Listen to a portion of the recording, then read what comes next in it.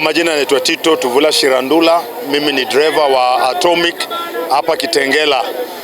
Hili swala la mafuta limekuwa ni kidonda sugu katika taifa letu la Kenya, na tumeona ni vyema viongozi wetu ambao wanahusika na mambo ya transport kutuambia turudi barabarani, lakini pia serikali ijaribu kuangalia katika hili swala la mafuta. Ndiyo ni ulimwengu mzima, lakini pia katika taifa letu la Kenya mambo yanaenda yakipanda, na ujue hapa mbele bado kuna mlima wa budget, na budget bado tena hiyo imegonga swala hili la mafuta. So mimi naomba serikali wapunguze mafuta ili wananchi wahudumiwe, maana mafuta ikipanda ni kila kitu itakuwa imepanda.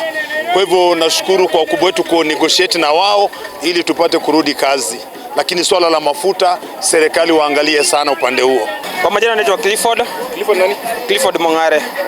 So bila tulikuwa nje mambo itakuwa rahisi, but ni vile tu unaenda na situation ni vile iko, but vile tumerudi na shukuru. So matarajio yetu ni vile wakielewana ni sawa, watupe mwelekeo yenye ni sahihi. Kwa majina naitwa Mohamed Adam.